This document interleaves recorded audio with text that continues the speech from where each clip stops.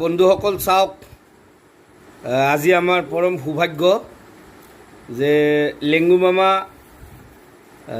লেংগু মামা আজি আমাৰ ঘৰত আহি উপস্থিত হৈছে।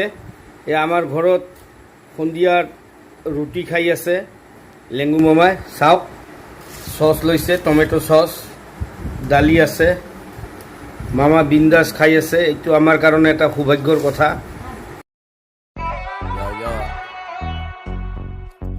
Fugly.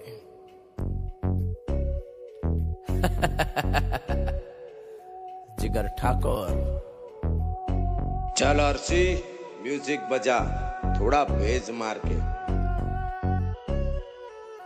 100 एकड़ की जमीन है मेरे मामा की। समझ में आया तेरे को?